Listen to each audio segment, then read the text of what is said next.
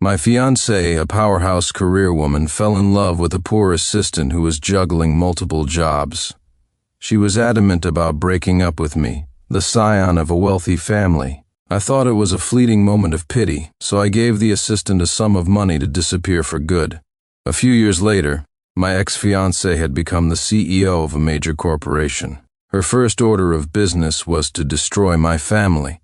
Standing over my metaphorical corpse, she crowed, "If you hadn't interfered, Leo and I would have been married with children long ago. This is the karma you deserve." Only then did I realize that the assistant was the spitting image of her white moonlight, the boy next door who had died in a car crash.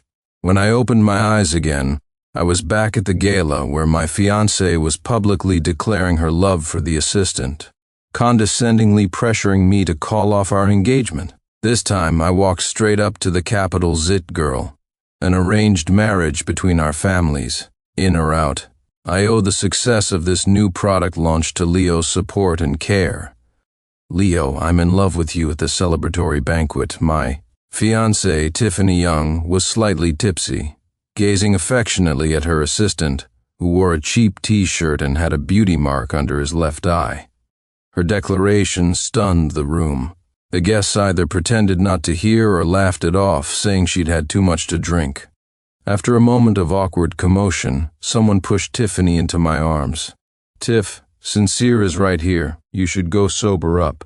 Everyone was smiling, but their eyes were filled with embarrassment. Those who knew her well understood. Tiffany Young, once a relentless go-getter and now a startup founder, had discipline and ambition etched into her bones. She would never allow herself to make such a public mistake. Sure enough, faced with the crowd's reaction, Tiffany just sneered. She recoiled from my touch with disgust, swirling the red wine in her glass, no longer pretending to be drunk. I wasn't joking. "I love Leo. He is my true love, Sincere Harrison. You're just a clueless, rich kid. What would you know about soulmates? You can't stop me this time. I stared at Tiffany. A defiant smirk played on her lips, her eyes challenging me. In that moment, I understood. Tiffany Young had been reborn too. As I hesitated, Leo stumbled down from the stage. "Mr. Harrison, there's nothing going on between Ms. Young and me. I'll resign tomorrow." "Please don't fight because of me," Tiffany, not expecting Leo to back down, grabbed his arm in front of everyone and interlocked her fingers with his. "Leo, your mother is in the hospital. If you quit, how will you afford her medical bills? You only dropped out of college to pay for her treatment. Are you going to give up now?" "Leo, I understand you. I'll help you." Tiffany's own mother had died young because they couldn't afford medical care, so Leo's situation struck a chord. That, combined with the unrequited love from her past life, led the reborn Tiffany to use this gala to force my hand and make way for Leo. Seeing Tiffany's aggressive stance, the crowd gasped. Everyone knew I was a complete simp for her. Seeing my silent forbearance, one of my friends tried to mediate. "Big H, she's just mad you missed her birthday last time. Why don't you apologize?" Another friend even suggested, "Why not get on your knees and beg? A real man knows when to bend. It's not shameful to give in to your wife." I had been captivated by the fiercely competitive Tiffany when we met. I'd even threatened to cut ties with my own family to make them accept her. Now, with her company just starting to find its footing, she couldn't wait to kick me to the curb. Seeing my silence, Tiffany thought she had me cornered. She lifted her chin, her tone imperious. "Sincere Harrison, I'm telling you right now, whether you apologize or get on your knees, I'm still calling off the engagement. If you don't agree, I agree." I cut her off before she could finish. "Let's call it off." Right now my voice was firm and decisive. My friends froze. Tiffany herself trembled, staring at me in astonishment. She had planned to use me as a stepping stone to profess her love for Leo, but her prepared lines were now useless. She could only shoot me a resentful glare. "Sincere Harrison, you've finally come to your senses. That's good. Even though I don't love you, we can still be friends. Once the company goes public, Leo and I will get married. I hope you can be there." "Go public?" I scoffed. In my past life, I had poured money and connections into her company, allowing it to survive the brutal market and successfully go public. Now, without me, facing a business world full of sharks, did she really think she could make it with this nobody, Leo? I glanced at Leo, who was trembling with suppressed glee. Sensing my gaze, Leo's lips curled into a smirk. He adopted a victor's pose.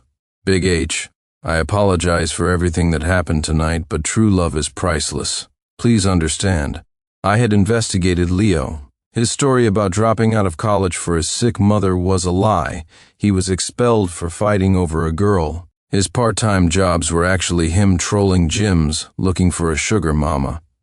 Meeting his provocative gaze, I waved my hand impatiently. Since you two leeches have found each other, I'm certainly not going to stoop to a beast's level.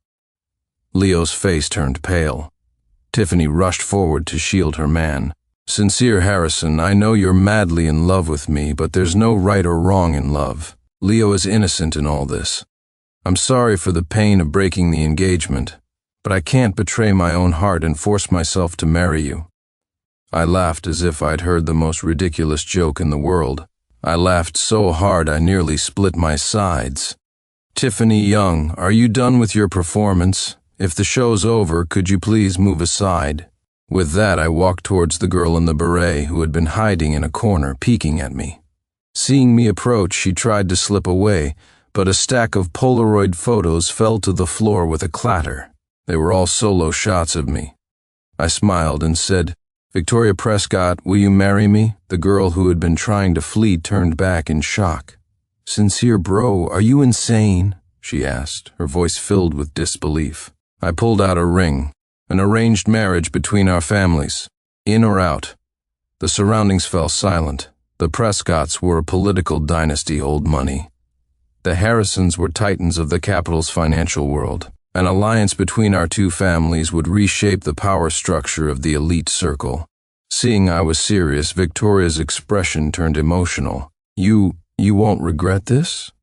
Victoria and I were childhood friends. I'd always thought she just saw me as an older brother. It wasn't until my past life, when she collected my body and relentlessly sought revenge against Tiffany, that I realized she had truly loved me. Thinking of this, I nodded firmly.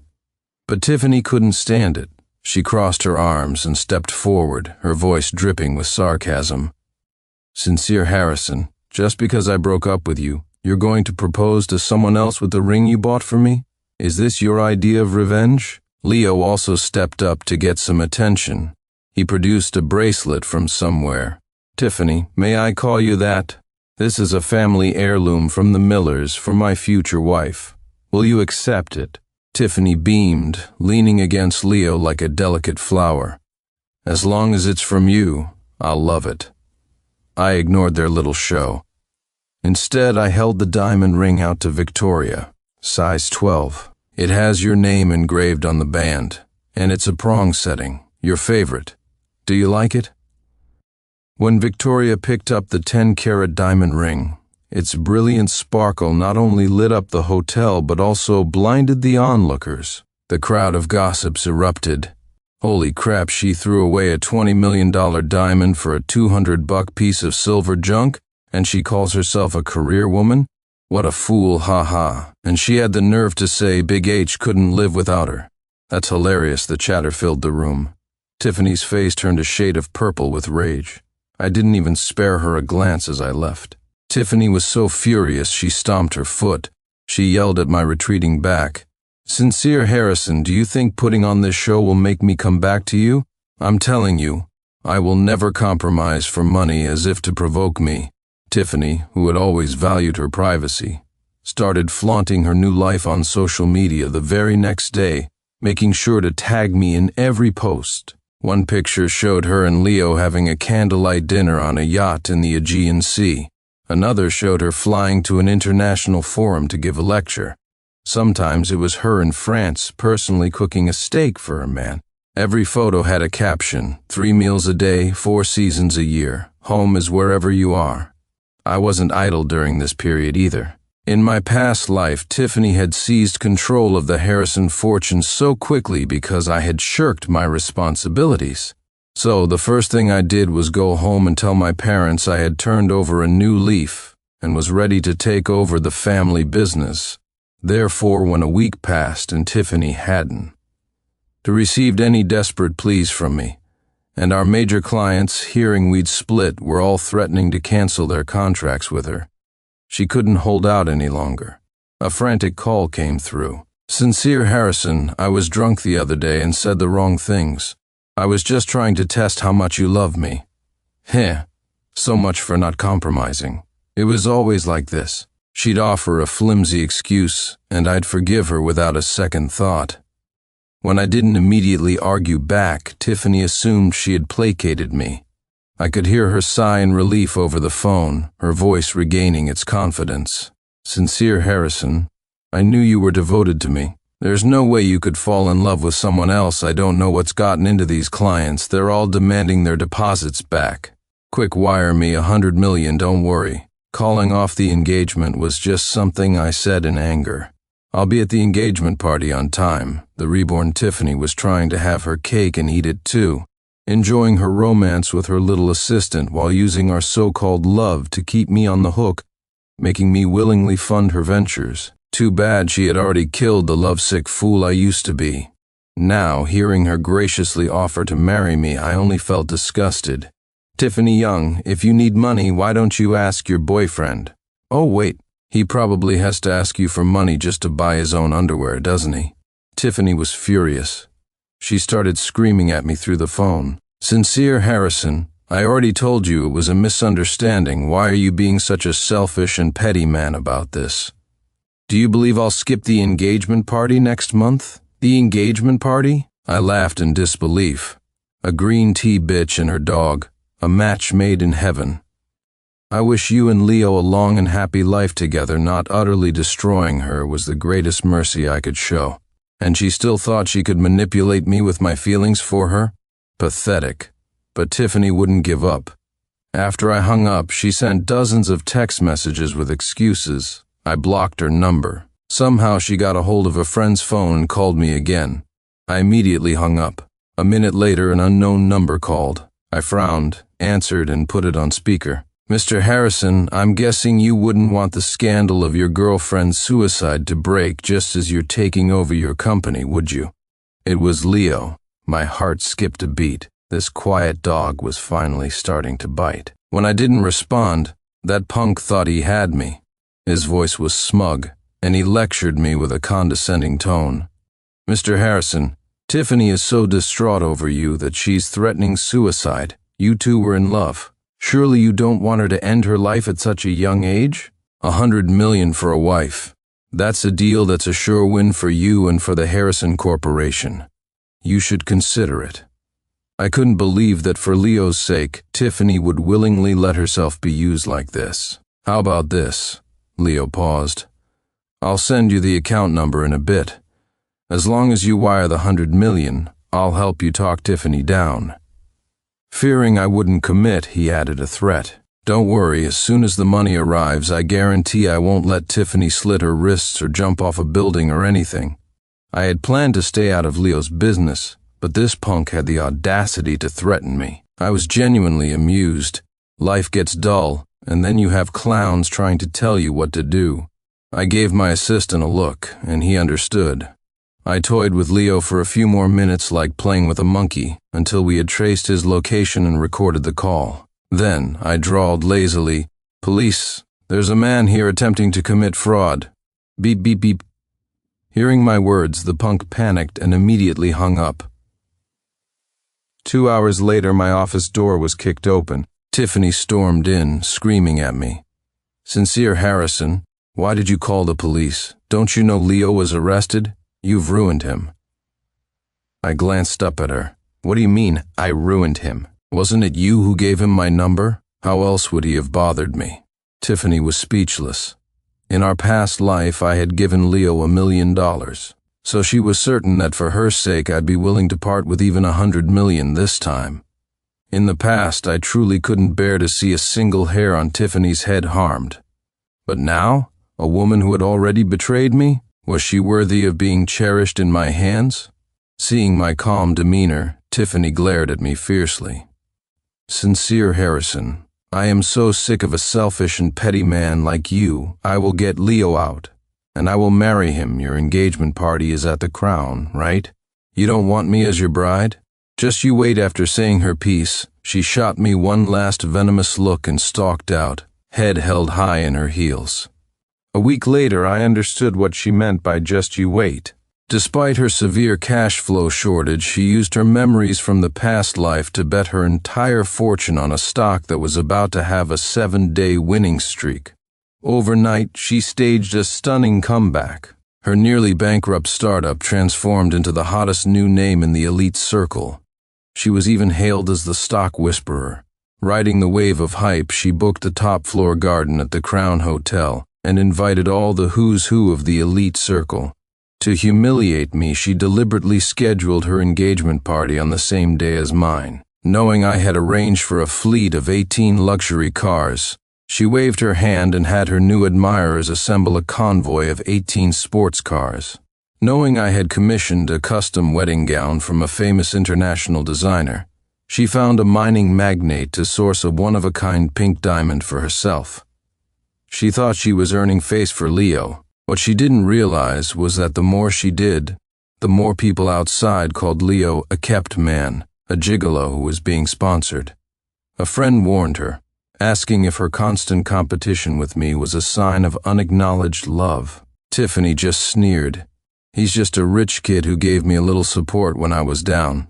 If it wasn't for the money, I would never have dated him. Now, I'm going to show him just how happy I am without him." My fiancée, Victoria, showed me the video, just as I finished an international conference call. I expected my frank and outspoken girl to mock Tiffany relentlessly. Instead, her eyes welled up with tears, and she wrapped her arms tightly around my neck. "Sincere, bro. I know you wouldn't have looked back at me if she hadn't broken your heart. Don't worry. I won't be willful or spoiled anymore. I'll learn how to manage household affairs. I'll be gentle and supportive. I'll be the person who stands by your side, this silly girl." When she learned I was facing difficulties after just taking over the business, she immediately used the Prescott name to put pressure on my opponents. When she knew I was returning late from a business trip, she would make a late-night snack and wait up for me. Now, hearing Tiffany's bitter words, she was clearly worried, but was still treading carefully, afraid I might change my mind. I pulled her into my arms and gently kissed her forehead. "Don't you worry. No matter what happens at the engagement party, you are my one and only bride." On the day of the engagement, drawn by the union of the Harrison and Prescott families, and also by Tiffany's new stock whisperer fame, a horde of reporters showed up. The moment Tiffany and Leo got out of their car, they were mobbed. Seeing me standing at the hotel entrance, Tiffany looked triumphant. As the reporters swarmed her, she shot me a smug glance and announced in a loud, firm voice, "Everyone, I'd like to take this opportunity to formally announce that Mr. Sincere Harrison and I broke up a long time ago. As a modern woman, I cannot marry into a relationship that isn't pure, just for the sake of money. I apologize that Mr. Harrison, unable to handle the blow, has been forced to accept an arranged marriage with his family. Though my breakup with Tiffany was never public, it was common knowledge in our circle." Her deliberately repeating it now was a clear slap in my face. Leo also stepped forward. He looked lovingly at Tiffany in her white dress, putting on a pitiful act of a man fighting against a marriage of convenience. "Tiffany, it's all my fault. Love is innocent. I almost threw up." I let out a cold laugh. "Are you two done with your little drama?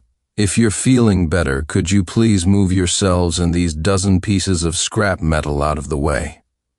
Leo jumped up, furious. "These are Maseratis. How dare you call them scrap metal?" The moment he finished, the crowd erupted in laughter. Then the sound of rotors filled the air as a dozen helicopters descended from the sky. The hotel dispatched 100 security guards who scrambled to clear the area. Tiffany and Leo were dumbfounded. How could this be? They stood with their mouths agape, looking like they'd been struck by lightning. So many helicopters, such a grand procession for a bride. In a city like this, it required not just money, but more importantly, special flight permissions. Reporters backed away, snapping photos. The crowd took videos as they retreated. Tiffany and her 18 sports cars were shooed away like frightened chicks by the security guards, directed towards the underground garage. 10 helicopters landed one by one. Unloaded from them were bags of gold, cases of cash, and countless property deeds and car keys. The onlookers went wild. Proposing with helicopters was unheard of. Using sacks for gold and cash, the sincerity was unprecedented. Just then, the security guards formed a line, flowers appeared, and music began to play. When my fiancée, Victoria Prescott, stepped out of a helicopter wearing a custom gown worth hundreds of millions, adorned with a sapphire from a British royal auction, the crowd cheered. Oh my God, are those diamonds on her dress? It's like a river of stars. The sapphire on her neck is gorgeous. So the mysterious buyer was Mr. Harrison. Amidst the envious gazes, Victoria descended like a goddess, walking step by step towards me. Tiffany's eyes were practically bleeding with jealousy. Even in our past life, when I had loved her to death, I had never spent half my fortune on an engagement party. But after taking a deep breath, she put on a dismissive expression. A bunch of money grubbers. How could any of you possibly understand what true love is? Fine. We're money grubbers, we're materialistic. But if words are so cheap, why was she sending people with red envelopes to bribe reporters to come up and cover her ceremony when the engagement party began? At the venue, seeing that not a single reporter had moved, Tiffany had the MC turn the sound system up to maximum. I had expected Tiffany to pull some tricks, but I didn't think they'd be this classless. My friends went to argue with them. Leo claimed we were just jealous of his better sound system and threatened to call the police if we laid a hand on him since the reporters were all there. I was genuinely shocked by their shamelessness. Truly, when someone has no shame, they are invincible. Just then, boom, as if even the heavens couldn't stand it anymore. A few minutes later, the sky opened up in a torrential downpour. Looking up, I saw a ghostly-looking Tiffany with her makeup running, and a dejected, slouching Leo, reluctantly running down from the rooftop. They were also the stars of an engagement party, but compared to Victoria and me, they looked utterly pathetic. The guests at our banquet burst out into unabashed laughter. Victoria glared at the people who had just been praising her as the stock whisperer, fuming. You promised you'd come to my engagement party, but you defected at the last minute. Don't expect me to help you with stocks ever again. But the elite sons in the circle just laughed as if it were a huge joke. Money, in our circle, is just the cost of a car. Did you really think your little bit of cash could control us in the face of real connections and resources? Exactly, you dumped Big H for a loser like that. With your poor judge of character, we called you the stock whisperer once, and you actually started taking yourself seriously, isn't it the truth? Some people just have a thing for gigolos and kept men. I heard this poor schmuck only has a high school diploma. Ha ha ha, that's hilarious. Leo's face turned beet red. He wished the ground would swallow him whole. Tiffany kept her head down, her face a mask of fury. When she was with me, Tiffany was always greeted with fawning calls of Mess Young. Especially in her past life, when she had reached the pinnacle as a CEO, no one would have dared to disrespect her to her face. Now having her pretensions torn away by these irreverent rich kids, Tiffany was both ashamed and furious. She clenched her fists so tight her whole body trembled. I thought after such a fiasco, Tiffany's pride would send her home early. I was wrong. She cornered me by the hotel restrooms. Sincere Harrison, I got engaged to another man. Why didn't you try to stop me? Seeing me come out, she darted in front of me, blocking my path. She reeked of alcohol, and there was a heart-wrenching brokenness about her. Unfortunately for her, I was no longer the old Sincere. I acted as if I hadn't seen her and walked right past. But Tiffany called out to me again. Sincere Harrison, do you really not love me anymore? I found it laughable. We had both just gotten engaged to other people today, and she was still pulling this stunt. Sincere Harrison, I was wrong. Seeing the way you looked at Victoria today, I know I've lost. But I did all of this because I care about you. I wanted to see you get jealous for me. I wanted to see you go crazy for me, but now, why won't you even look at me? Her face was a mask of grievance, her voice trembling on the verge of tears. In both lifetimes, this was the first time Tiffany had ever lost her composure like this, and I just found it ridiculous. Once I was the one who loved her and couldn't have her. Now that I'd let go, she was claiming she loved me. I stared at her, my voice calm. "Tiffany Young, didn't you like Leo? You were the one who demanded we break up. You were the one who said I didn't understand love. Now that I've let you go and fulfilled your wish, you're playing the victim. Is there something wrong with you?" Tiffany's emotions grew more intense. She grabbed my arm, pleading. Sincere, it was a moment of impulse and obsession. "But why is it that when I used to tell you to leave, you would beg me to get back together, but now you won't even look back? Why?" Her eyes were full of tears, perhaps from the pain of having her plaything taken away, or perhaps from the regret of not realizing her love for me sooner. But I shook off her touch. Just as she had once recoiled from me in disgust at the gala, I sneered. "Tiffany Young, you and I are done. I have someone I love now. Please stop harassing me." With that, I took a step to leave. But Tiffany was relentless. She rushed from behind and wrapped her arms around my waist. "Sincere, I don't believe you could be so heartless to me. We were together for 7 years. Your love and obsession for me were bone deep. Tell me, why do you hate me so much now? Did you find something out?" My body instinctively stiffened.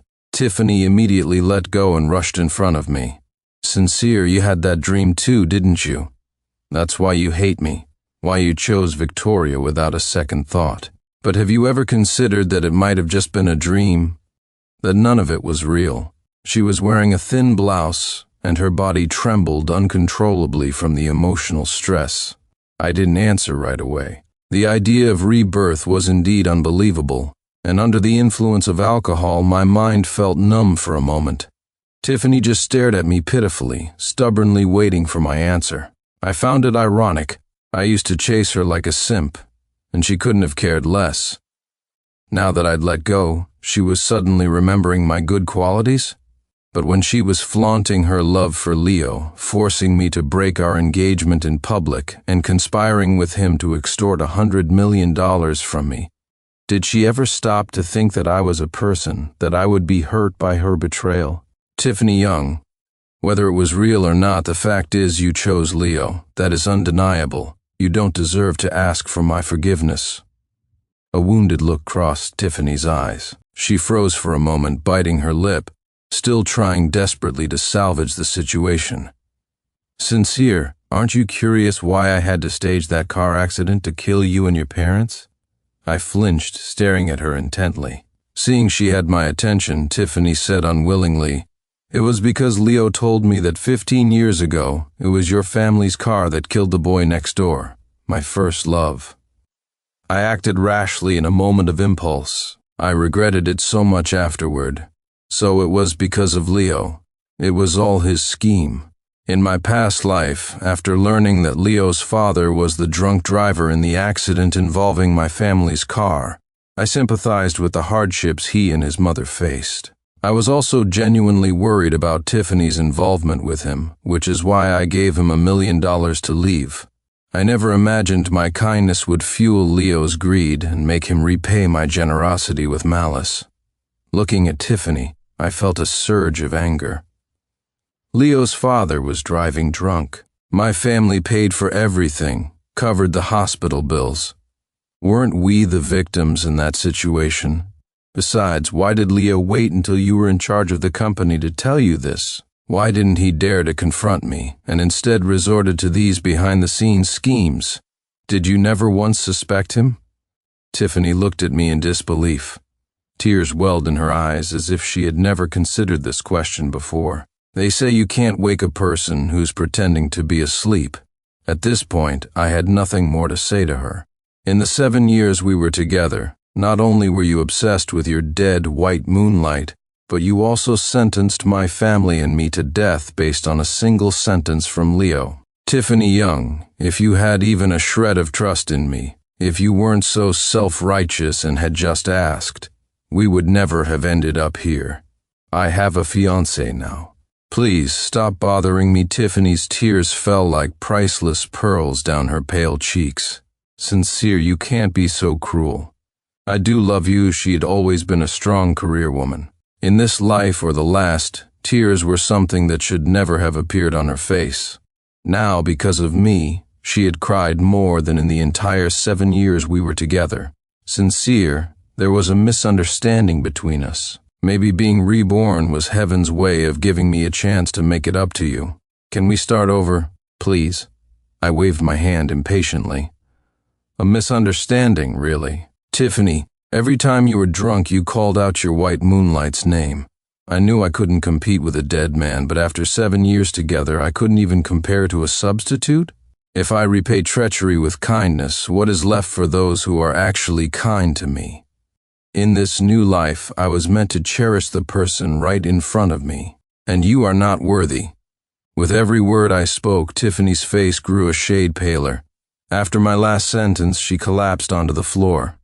"I'm sorry, Sincere. I grew up poor. The boy next door gave me my first taste of warmth, and I always thought it was love. It wasn't until today, seeing you with another woman, that I realized what I felt for him was gratitude. What I feel for you, that is the love between a man and a woman." I let out a cold laugh. "Who you love and who you're grateful to has nothing to do with me. Do as you please." With that, I turned and walked away, ignoring her pitiful pleas. I had only taken 2 steps when my fiancée Victoria emerged from around the corner. "Sorry, Sincere bro, I didn't mean to eavesdrop. It's just, I heard you talking about being reborn, and I was so curious why you suddenly changed your mind and proposed to me." I took her hand and intertwined our fingers. "Silly girl, call me your husband from now on." Seeing me walk away with Victoria, Tiffany, still sitting on the floor, began to sob even more heartbrokenly. But it was a shame. Her life had nothing to do with me anymore. I heard that Tiffany tried to break up with Leo the very next day. Unfortunately, Leo demanded $10 million in emotional distress compensation. Tiffany just threw a stack of his own bills at his head. Leo, furious, threatened to leak her private information and make her a disgrace in the business world. But the Tiffany who was no longer blinded by love was not so easily manipulated. She made it clear if he released a single photo, she would make sure he spent the rest of his life behind bars. When both threats and pleas failed, Mrs. Miller threw a straw mat down at the entrance of Tiffany's company building. She put on a show crying, making a scene, and threatening suicide, lamenting how her evil daughter-in-law had used and abandoned her son and disrespected her. The once engaged couple had become mortal enemies overnight. This kind of gossip instantly attracted bloggers looking for a trending story. While his mother wailed and screamed downstairs, Leo was busy live streaming, milking the situation for views and donations. Tiffany simply called the police. She produced 2 sets of documents. One was proof of the $500,000 in medical bills she had paid for Mrs. Miller, with a clause that if it wasn't repaid in a month, the son would be responsible for the mother's debt. The other was a stack of IOUs from Leo's escapades with prostitutes during their relationship. She publicly clarified that she had no marital ties to Leo, that their finances were separate, and that whether it was loan sharks or credit card debt, whoever incurred it was responsible for it. Leo had been using Tiffany's name for all his spending. The total debt amounted to several $1,000,000. Even the debt collection agencies would hound the mother-son duo relentlessly. Having tasted the sweet life, there was no way Leo was willing to go back to being poor. 2 weeks later, backed into a corner, Leo called my number again. "Mr. Harrison, I have your ex-girlfriend. If you don't want anything to happen to her, you'll wire the money." The same old trick? I was amused by Leo's lack of intelligence. He didn't stop to think that a woman like Tiffany, who had fought her way up, would know he'd get desperate and wouldn't have a contingency plan. Sure enough, just as Leo finished speaking, I heard a police officer yell through the phone, "Don't move, hands up." This was followed by the sounds of Leo resisting arrest and then crying out in pain as he was subdued. I was about to hang up when a voice came through the phone. It was Tiffany. "Sincere, when Leo called just now, were you worried about me even for a second?" So that's why the call came through to me. Tiffany hadn't given up yet. I glanced at the sky outside my window. If you were so curious, why didn't you wait for my answer before letting the police rush in? Tiffany froze. Her voice began to tremble. Sincere, I was scared. I wanted to know, but I was also afraid to know. I really regret everything. My voice was firm. I'm married, Tiffany. Not taking revenge on you is the biggest concession I can make. From now on, don't contact me again. I hung up the phone. Just then, a news report came on about a kidnapping case. The sought-after female entrepreneur was shown at the scene of the crime, sobbing uncontrollably. The reporter said she was crying tears of joy after her ordeal. It was only when she cried until she collapsed from exhaustion and fainted on the spot that doctors belatedly realized she might be suffering from depression. In the years that followed, at every business gala, a pair of eyes would silently watch me from a distance. I pretended not to notice. No one ever brought it up. Until 20 years later, the owner of that gaze no longer appeared. My wife handed me her phone, showing me a news article. She committed suicide at home. She left her entire fortune to charity. I let out a long sigh. Tiffany Young, I forgive you.